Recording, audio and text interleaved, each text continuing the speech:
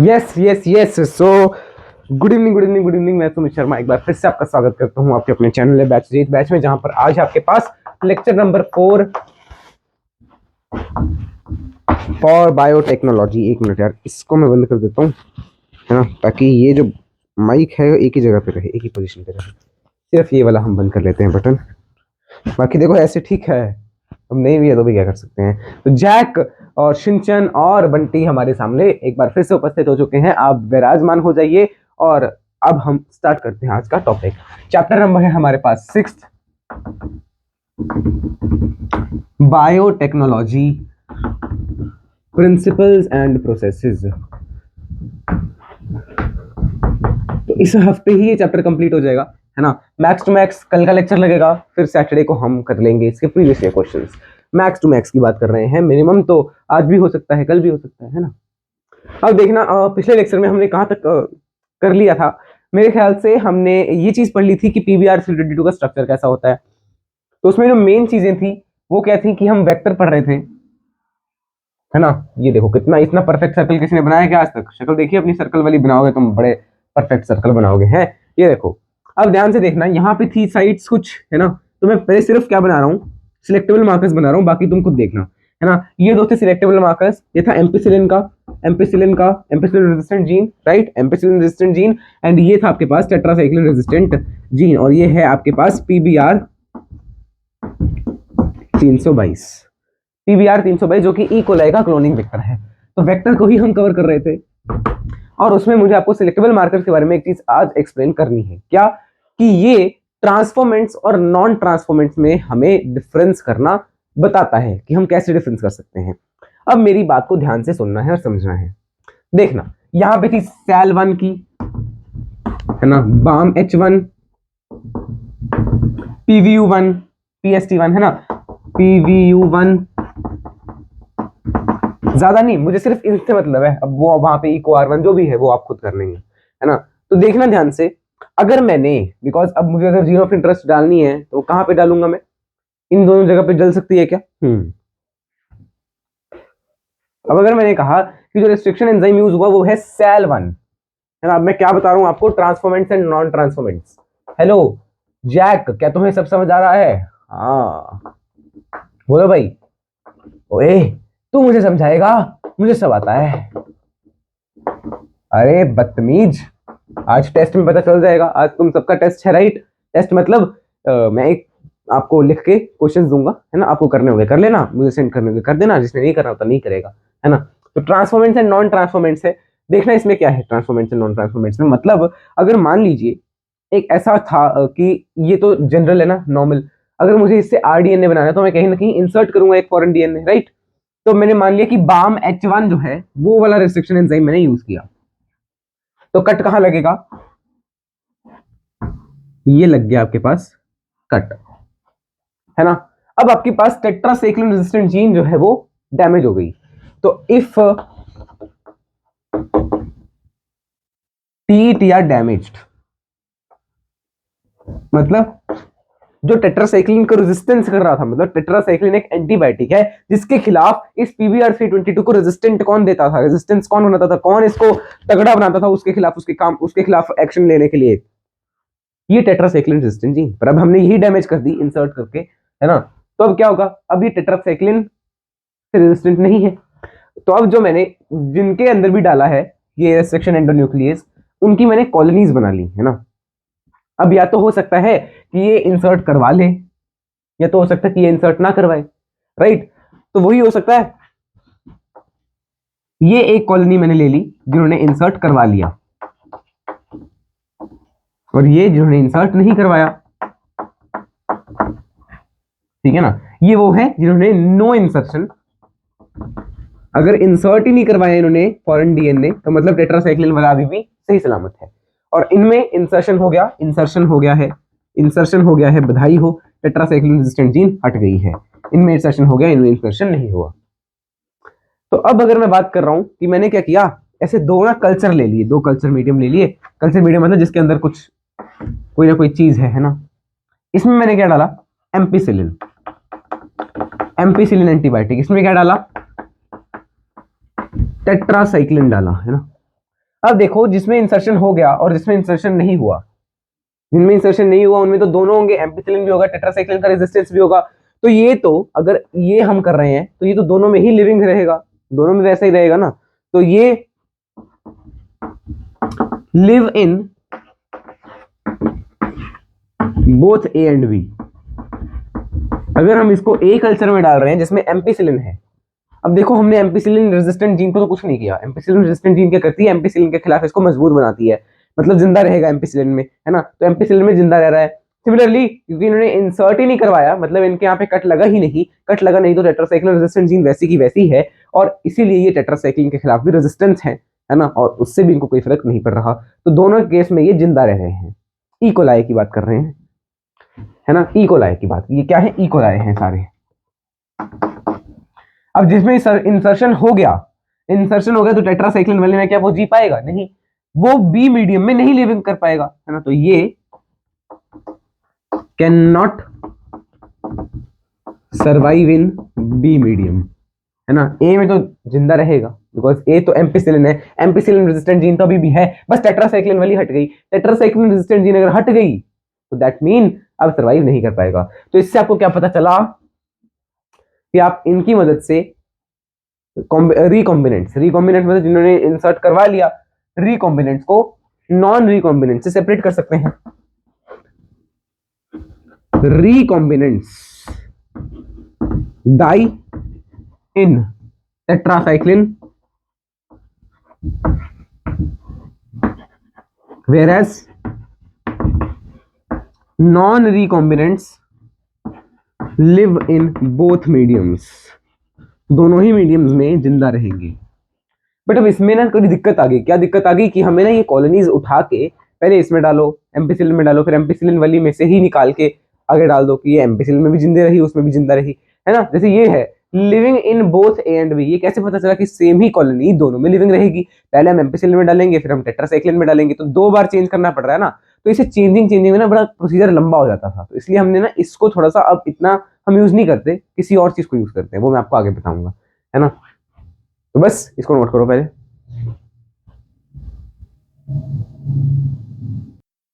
Hello, note कर लिया क्या जैक जी? आप बताइए, क्या आपका जो है, आप जो नोट कर रहे हैं, क्या आपने नोट कर लिया? ओए तू होता कौन है मेरे से पूछने वाला? ओए बोल दे, मैं तेरे मुंह पे थप्पड़ मारूंगा। जैक देखो कितनी बदतमीजी से बात कर रहा है, अभी इसको एक थप्पड़ पड़ेगा उड़ता उड़ता जाएगा, पर हम अहिंसक होते नहीं, है ना। तो चलिए, आई होप आपने इसको नोट कर लिया है। तो एक बार इसी चीज को मैं थोड़ा सा आगे आपको अच्छे से समझा देता हूँ। अच्छा देखना, एक मिनट ध्यान से, पहले ना ट्रांसफॉर्मेंट्स और रिकॉम्बिनेंट्स में मतलब समझना। ट्रांसफॉर्मेंट्स और रिकॉम्बिनेंट्स में भी फर्क होता है ना। देखिएगा, जैसे ई कोलाई का जो क्लोनिंग वेक्टर है वो है PBR322, राइट। तो अब ध्यान से सुनना मेरी बात।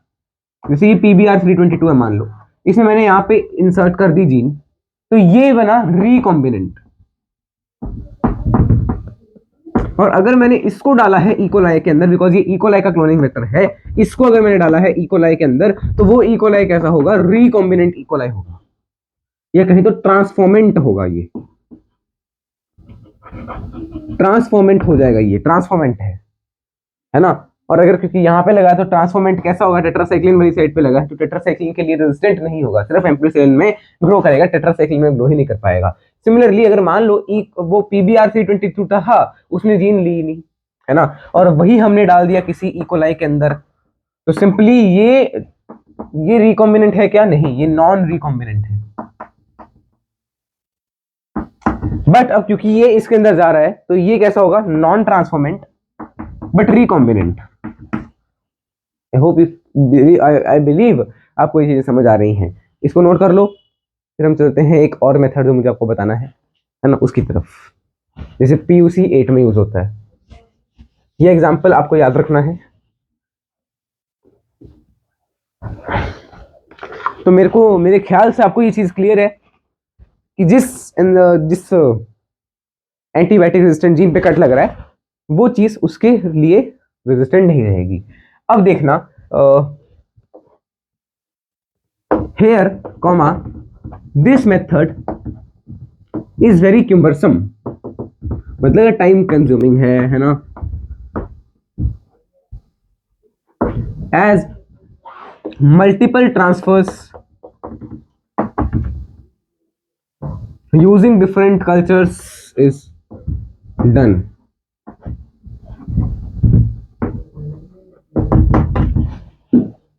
Oh my god. Ho ho ho ho ho ho. Ha ha ha ha ha. Ho ho ho ho ho ho. Hence, we can even use another method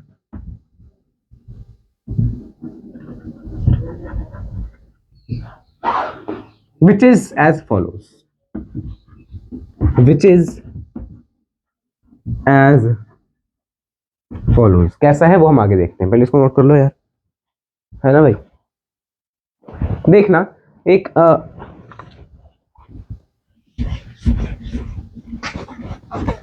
जैसे PBR 322 एक क्लोनिंग वेक्टर है, वैसे ही एक और क्लोनिंग वेक्टर होता है PUC8 PUC8, है ना। उसमें क्या है, यहां पे जो है जीन प्रेजेंट है, that is lac Y gene, लेनी लैक वाई जीन, है ना, लैक वाई जीन है, ओए लैक जेड जीन, सॉरी। और लैक जेड जीन आपने पढ़ा था लैक ऑपेरॉन में, क्या बनाता था, इक्सोबाइपिपोजिया, जेड वाई ए, जेड क्या बनाता था, बीटा गैलेक्टोसिडेज, तो ये बनाता है बीटा गैलेक्टोसिडेज। और बीटा गैलेक्टोसिडेज पे जब कोई क्रोमोजेनिक सब्सटेंस आ जाता था, मान लीजिए, तो वो आपको अभी अभी आपने इसके आगे नहीं पढ़ा कुछ भी पिछले चैप्टर में, तो वो मैं आपको अभी बता रहा हूँ। जब इसमें कोई क्रोमोजेनिक सब्सटेंस आके जुड़ता है, क्रोमोजेनिक मतलब कलर प्रोड्यूसिंग, तो क्या मिलता था आपको, ब्लू कॉलोनीज मिलती थी। और मतलब क्या है, blue colonies lack Z gene से मिलती थी। यहां पे आपके पास मल्टीपल क्लोनिंग साइट्स थी, मल्टीपल क्लोनिंग साइट्स, अलग अलग वेक्टर की अलग अलग क्लोनिंग साइट थी, है ना। सिमिलरली यहाँ पे भी क्या था, एम्पिसिलिन रेजिस्टेंट जीन थी, एम्पिसिलिन रेजिस्टेंट जीन थी, और ये लैक जेड जीन है जो कि बीटा गैलेक्टोसिडेज प्रोड्यूस करती थी। और बीटा गैलेक्टोसिडेज में अगर कोई क्रोमोजेनिक सब्सटेंस आ जाए तो वो ब्लू कलर नहीं देती थी। But if cut is made on या foreign gene is inserted in lac Z gene, एक मिनट यार, एक मिनट जरा सा, मुझे कुछ ओ यार आ रहा है कुछ, तो मुझे बताना पड़ेगा, एक मिनट रुकना जरा। हाँ ठीक है, मैंने बता दिया, यस बता आया, मैं फोन आ रहा था तो उन्होंने बोल दिया दूसरे फोन से कर लो। तो but if cut is made on या foreign gene is inserted in lac Y gene, sorry lac Z gene, अगर यहाँ पे हमने फॉरेन जीन लगा दी तो जो डिकॉम्बिनेंट बनेगा, क्या उसमें से बीटा गैलेक्टोसिडेज बनेगा, नहीं। और अगर ये नहीं बनेगा तो क्या ब्लू कॉलोनीज आएंगी, नहीं। Hence no blue colonies will be there, no blue colonies. तो इससे हमें क्या पता चल गया, no blue colonies in transformants, transformants में ब्लू कॉलोनीज नहीं आएंगी। मतलब अगर ये एक सैंपल है, ये एक सैंपल है जहां पे सिर्फ व्हाइट कॉलोनीज आ रही हैं, ये क्या है, व्हाइट कॉलोनीज, और ये हैं आपके पास ब्लू कॉलोनीज। और मैंने क्या कहा कि ये सारे कैसे हैं, रिकॉम्बिनेंट्स हैं, या कह दो कि ये सारे चलो ऐसा ऐसा देखते हैं कि आपको बताना है इनमें से ट्रांसफॉर्मेंट कौन सा, नॉन ट्रांसफॉर्मेंट कौन सा। तो व्हाइट कॉलोनी मतलब ब्लू कलर नहीं आया, ब्लू कलर नहीं आया तो मतलब वो ट्रांसफॉर्मेंट है, एंड ये नॉन ट्रांसफॉर्मेंट्स हैं। आई होप एंड बिलीव आपको ये चीजें समझ आ रही होंगी। जो नॉन ट्रांसफॉर्मेंट्स वो पहले जैसे थे वैसे ही रहेंगे और दूसरे चेंज हो जाएंगे।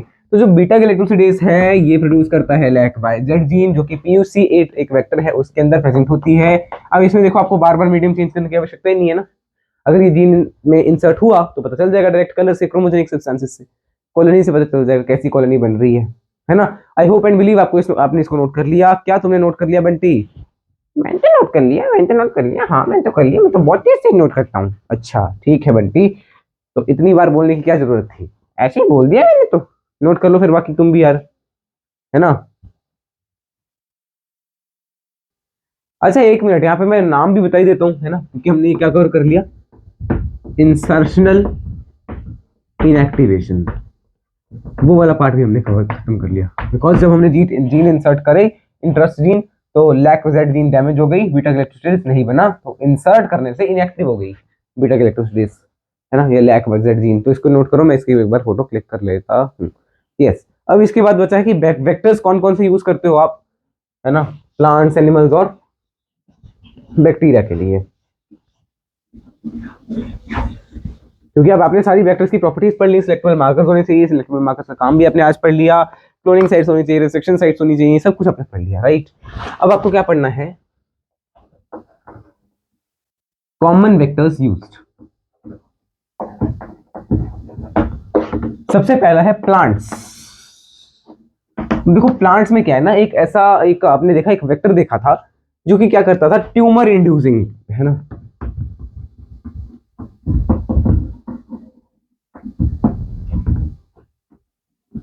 ट्यूमर इंड्यूसिंग सैल्मोनेला, हाँ, ट्यूमिफेशियंस।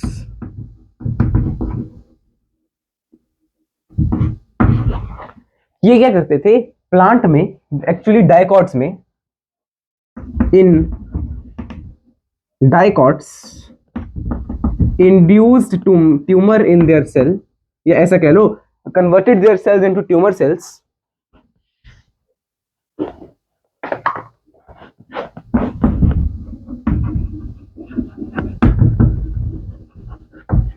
ट्यूमर सेल्स बना देते थे, विच प्रोड्यूस्ड, जो सेल्स क्या करेंगे, proteins required by salmonella tumefaciens, है ना, सैल्मोनेला ट्यूमिफेशियंस। तो अब हमें ये चीज पता चल गई, हमने क्या किया, इसकी जो जीन जा रही थी उसमें थोड़ी सी अल्टरेशन की और उसको डिसार्म कर दिया। डिसार्म कर दिया मतलब उसकी ट्यूमर को इंड्यूस करने वाली प्रॉपर्टी जो है वो हटा दी। So we disarmed the gene, disarmed the gene मतलब, डिसआर्म्ड का मतलब है उसका खतरा, जो ट्यूमर इंड्यूस हो रहा था उसको हटा दिया, मतलब ट्यूमर इंडक्शन नहीं होगा अब डिसार्म होने के बाद, है ना। So we disarmed the gene and now in such a way that it can still, अभी भी ये जो है सैल्मोनेला ट्यूमिफेशियंस, ये कर तो सकते हैं ट्रांसफर अपने जेनेटिक मटेरियल को, जो भी है इनके पास जिसमें ट्यूमर इंड्यूसिंग जीन है, बट अब वो ट्यूमर इंड्यूस नहीं करेगा, that it can still transfer it to dicots, but एक मिनट यार, tumour not induced, tumour not induced, hence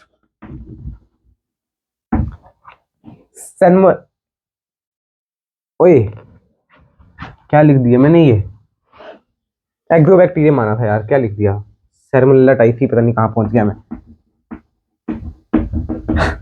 agrobacterium tumefaciens है, देखो इसीलिए कहते हैं कि पढ़ो तो ऐसे पढ़ो कि सब कुछ याद भी रहे, मिक्स ना हो जाए। एग्रोबैक्टीरियम ट्यूमिफेशियंस को कहां पे क्या लिख रहा हूं मैं,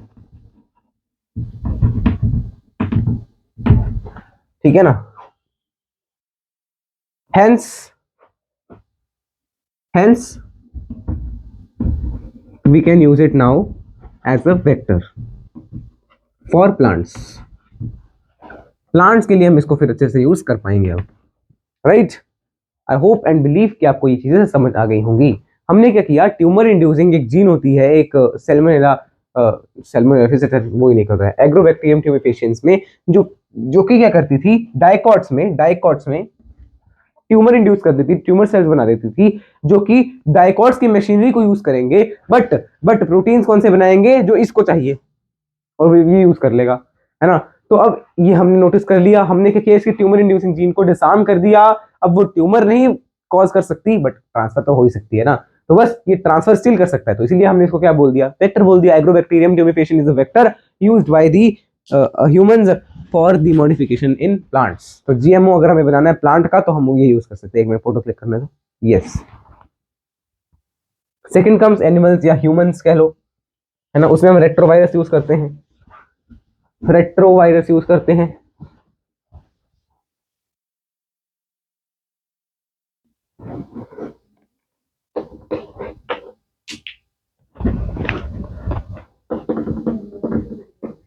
ह्यूमंस के केस में सिमिलरली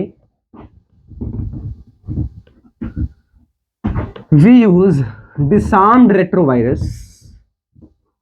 डिसआर्म्ड रेट्रोवायरस, रेट्रोवायरस क्या है, एक वायरस है in humans for this transfer करना, तो हम यही कर सकते हैं। थर्डली आ गया बैक्टीरिया। बैक्टीरिया में तो आपको पता ही, प्लाज्मिड यूज कर सकते हो आप, और बैक्टीरियोफाइजिस भी यूज कर सकते हो, राइट। तो एक बार इसको नोट करो, फिर हम आगे बढ़ते हैं। शिनचैन, आज तुम कुछ बोल ही नहीं रहे, मैं क्या बोलूं। शिनचैन, तुम अपनी ही आवाज निकालने में बड़े पुअर हो, सब्जेक्ट में तो बाद में बात करेंगे, है ना। अब हम आते हैं होस्ट सेल की कॉम्पिटेंट बनाने में। अगर यही दिया हुआ आपके एनसीईआरटी में कि how to make a host cell competent, because DNA can not cross the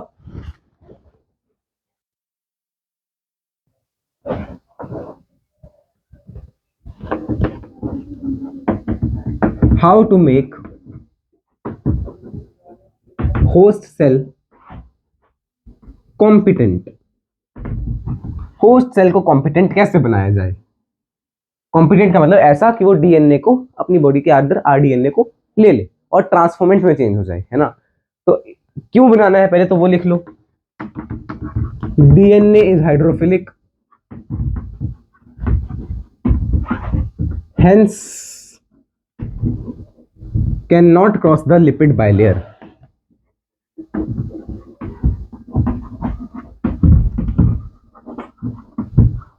hence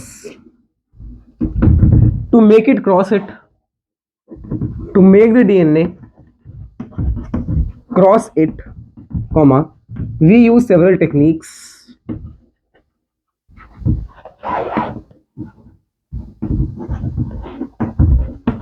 to make the host cell competent, because host cell ने तो उसको अंदर लेना है अपने अंदर, है ना। तो होस्ट सेल को कॉम्पिटेंट बनना पड़ेगा। इसमें कई सारे मेथड यूज होते हैं। पहले मैं एक बार इसकी पिक्चर क्लिक कर लेता हूँ, उसके बाद हम आते हैं उन मेथड्स की तरफ। ये ऐसा है, क्लिक द पिक्चर। देखो क्या है ना, अब हम करेंगे कि कैसे हमें करना है। कई सारे मेथड हम यूज कर सकते हैं। एक मिनट, जरा हम अच्छे से ये चॉकलेट लेते हैं बड़ी वाली। फर्स्ट है use of a divalent cation. मतलब अगर मान लो हमने क्या किया, एक डाइवेलेंट कैटाइन यूज कर लिया, तो उससे क्या हो जाता है ना, डीएनए का मूवमेंट थोड़ा आसान हो जाता है। एग्जाम्पल, हमने कैल्शियम 2 पॉजिटिव यूज कर लिया, which makes the DNA more efficient to move.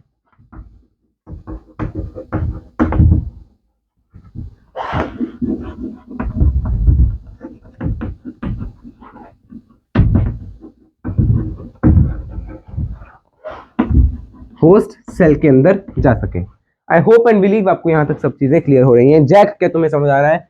ओए, मुझे तो सब आ रहा है, बाकी इनसे पूछ ले। शिनचैन, क्या तुम्हें आया? मैं तो पैदा ही समझदार हुआ था। और बंटी, क्या तुम्हें समझ आया? हाँ, मुझे भी समझ आ गया। चलो, use of a divalent cation मेरे ख्याल से आप सबको क्लियर होगा। अब सेकंड मेथड है heat shock method. Heat shock method, इसमें हम क्या करते हैं, एक जो सेल जिसको हमें क्या बनाना है, कॉम्पिटेंट बनाना है। The host cell is first kept in ice, then transferred in heat and then again transferred in ice. Heat कितनी डिग्री, 42 डिग्री सेल्सियस के करीब करीब. This is called heat shock. Heat shock आपने दिया उसको एंड इससे भी वो कॉम्पिटेंट बन जाएगा. रिजल्ट क्या है? Cell becomes competent. Cell becomes competent. Okay, cell जो है वो कॉम्पिटेंट बन जाएगा. थर्डली हम और क्या यूज कर सकते हैं? We can even use micro injection. I hope and believe आप सबको ये चीजें क्लियर हो रही हैं जो कि मैं आपको कह रहा हूं.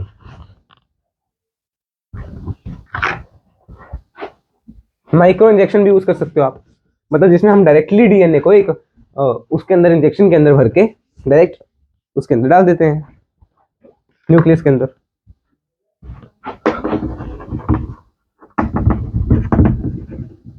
थर्ड है micro injection. DNA directly injected in the nucleus of the host.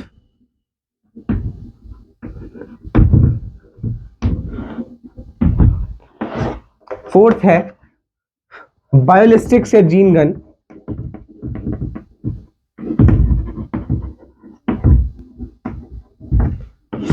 इसमें क्या यूज करते हैं? मेटल्स यूज करते हैं. जैसे आपने पढ़ा होगा रदरफोर्ड एक्सपेरिमेंट, उसमें क्या था? अल्फा रेज आती थी, ऐसे झपाके से जाती थी. वैसे ही हम यहाँ पे भी यूज करते हैं metals like gold and tin. Tin tin tin.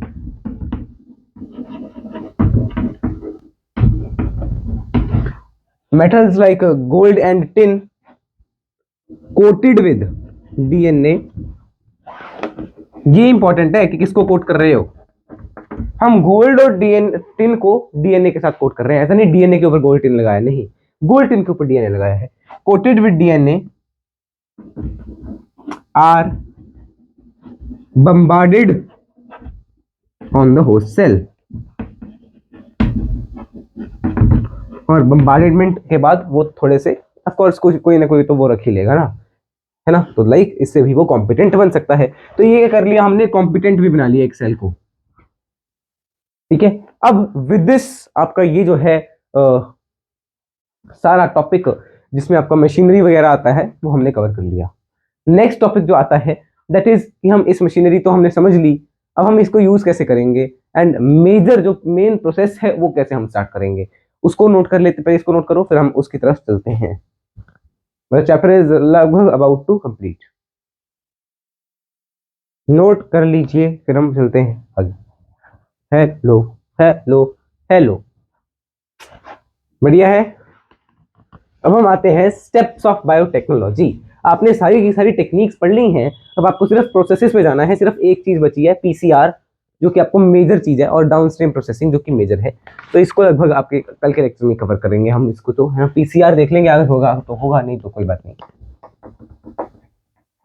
अब जो आगे मैं लिखूंगा ना, मोस्ट ऑफ द थिंग्स आपने पढ़ ली होंगी, तो आप जस्ट एक बार मैच कर लेना कि आपने कौन सी चीज पढ़ ली है, कौन सी चीज नहीं पढ़ी है. बिकॉज इसमें है ना, सबसे पहला आइसोलेशन ऑफ डीएनए, है ना. आइडेंटिफिकेशन भी करोगे पहले, तो जीन ऑफ इंटरेस्ट आइडेंटिफाई कर लिया, उसको आइसोलेट कर लिया. Isolating the gene of interest. Isolate करने के बाद आपने उसको क्या कर लिया? कट कर लिया with the using the restriction enzymes, right. Cut using restriction enzymes. Restriction enzyme से कट करने के बाद आप क्या करोगे? ये देखो, आइसोलेशन आपने पढ़ लिया क्या है? देखो, आइसोलेशन आपने भाई पढ़ा नहीं है, थोड़ा सा बचा है बस इसमें, है ना. वो तो आपने देख लिया कि आप एक उसका उठा लोगे, बट आइसोलेट कैसे करोगे, है ना. डीएनए को कैसे अलग रखोगे? बिकॉज डीएनए से पहले भी आपको अगर एक सेल में जाना है तो बहुत कुछ आपको क्लियर करना पड़ेगा. तो वो मैं आपको ये प्रोसेस हम आगे देख लेंगे. Cut using restriction enzyme. Restriction enzyme की मदद से आप उसको कट कर लोगे फ्रेगमेंट्स में. फ्रेगमेंटेशन कह लो इसको, है ना. और फिर आप इसकी पीसीआर करेंगे, पॉलीमराइज चेन रिएक्शन, यानी एम्प्लीफिकेशन होगी. एम्प्लीफिकेशन मतलब इसी जीन की इतनी सारी कॉपीज बना लो, एम्प्लीफाई कर लो कि अगर ये गुम भी जाए तो कुछ फर्क ना पड़े. फोर्थ, ओए एक मिनट यार, थर्ड मैंने उल्टा लिख दिया, बिकॉज पीसीआर से पहले जो आपने कट कर ही उसको आप सेपरेट भी तो करोगे, separation of gene of interest using agarose gel electrophoresis है ना। After that there will be PCR, जिसमें हम क्या करेंगे, पॉलीमराइज चेन रिएक्शन होता है, polymerase chain reaction.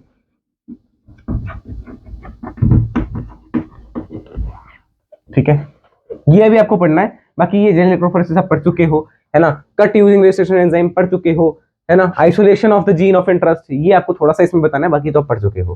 Fifth, TCR कर दी, पॉलीमरेज चेन रिएक्शन, फिर अपने उसको वेक्टर में डालना, transfer into host, sorry transfer into vector, फिर वेक्टर से जाएगा होस्ट में। सिक्स्थ, है ना, वेक्टर में जाएगा, वेक्टर को कॉम्पोनेंट में, वेक्टर में चला गया, ट्रांसफर इनटू होस्ट, होस्ट में डाल दिया। होस्ट में डालने के बाद होस्ट क्या करेगा, आपने ऑब्टेन कर लेना है अपना प्रोसेस जो भी आपको चाहिए था। ऑब्टेन द उसको क्या बोलते हैं, जैसे आपने उससे बनाया प्रोडक्ट्स, ऑब्टेन द प्रोडक्ट्स, जो भी आपको प्रोडक्ट्स मिलेंगे वो आपने ऑब्टेन कर लेने हैं। इसको बोलेंगे down processing, downstream processing. Downstream की मैं आपको समझाऊंगा सब कुछ, है ना। इसको पहले नोट करो यार एक बार, है ना, एक बार बस जल्दी से जल्दी इसको नोट कर लेना है आपको, ओके, है ना। अच्छा, एक और चीज होती है, ये जो होस्ट है ना, इसको आपको कल्चर बड़ी लार्ज लेवल पे करना है, वो भी हम देखेंगे, बायोरिएक्टर्स वगैरह सब पढ़ेंगे बाद में। अभी के लिए आप इसको नोट करो। फर्स्ट स्टेप हम आज कवर कर लेते हैं, 31 मिनट्स ही हुए, आज का लेक्चर थोड़ा छोटे रखेंगे बिकॉज टेस्ट भी आज था। So I hope and believe that this much thing is clear to you. Next है isolation of the gene of interest. तो जीन ऑफ इंटरेस्ट जो हमें चाहिए जीन, उसको हम आइसोलेट करेंगे, कैसे करेंगे वो चीज हम अभी आपको दिखा देते हैं। फर्स्ट स्टेप हम स्टार्ट कर रहे हैं आज, इनमें से कई सारे स्टेप्स हैं जो हम पढ़ चुके हैं। Isolation of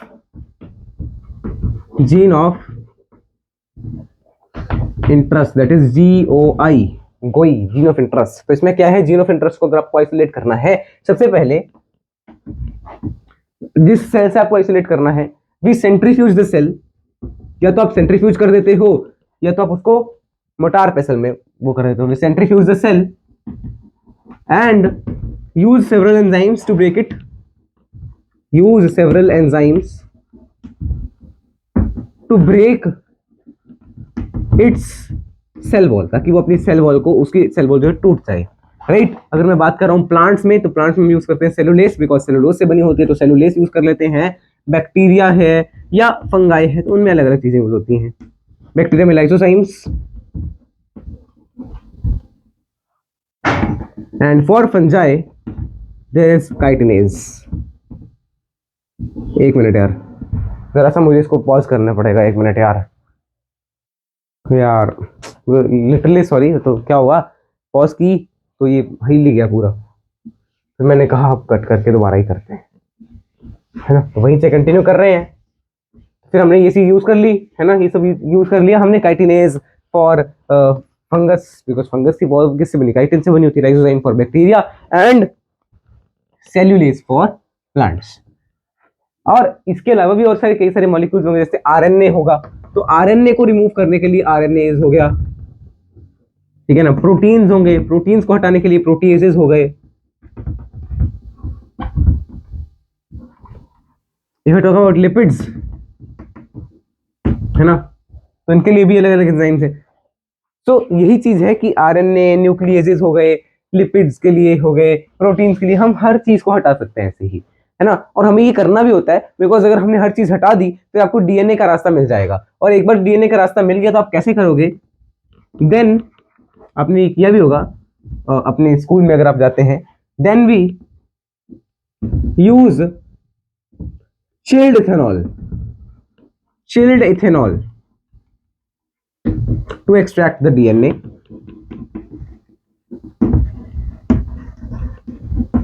via spooling. Process होता है स्पूलिंग, है ना।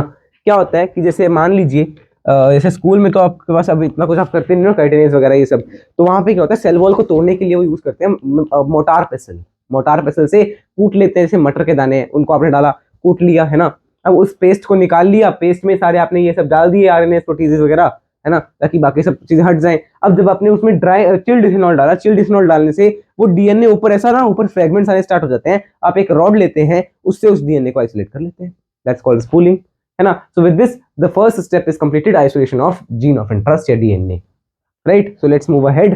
अहेड मतलब सिर्फ अब बचा क्या है, एनसीईआरटी हम अगले लेक्चर में ही पढ़ेंगे डायरेक्ट, है ना। आज का लेक्चर यहीं तक है, यहीं तक है आज का लेक्चर। नोट कर लो, जैक, बंटी और Shinchan. I hope and believe आपको भी समझ आया होगा। एक बार अब मैं आपको होमवर्क बता देता हूँ। होमवर्क में आज आपके पास डीपीपी नंबर 2 तक ही करना है आपको, जैसे पिछली बार था वैसे ही है।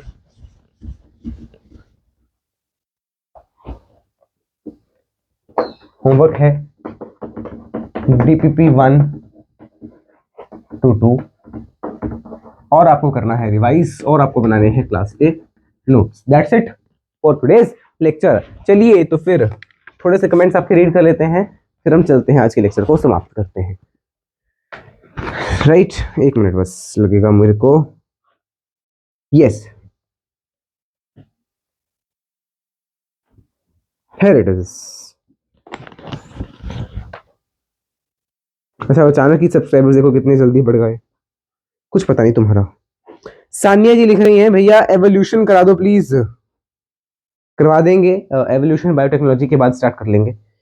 नंदिनी जी लिख रही हैं, भैया आप कौन सी क्लास में हैं? ये तो मैं नहीं बताऊंगा।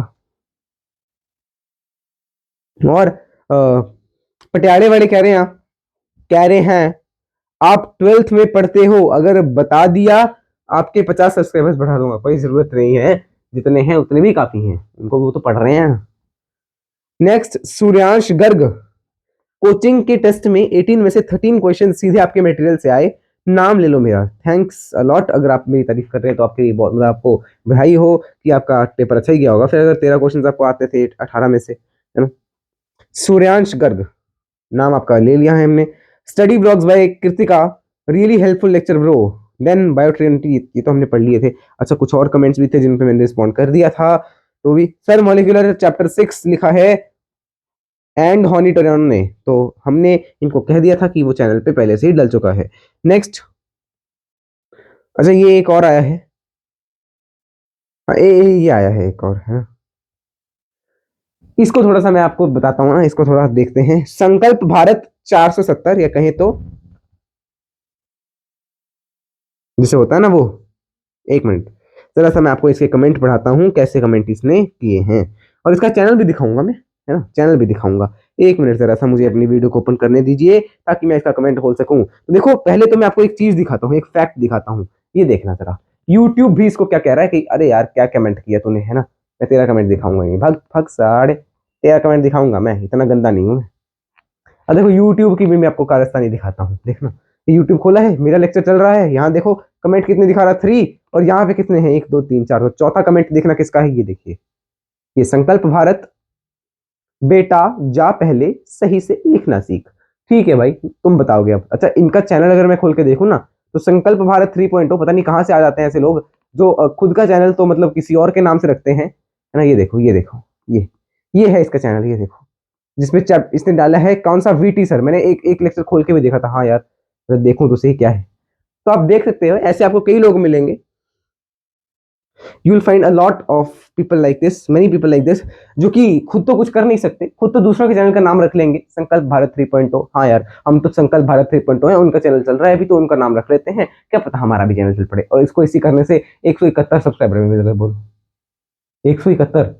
इट इज मतलब लिटरली डिस्गस्टिंग कि कैसा कमेंट आप करते हैं।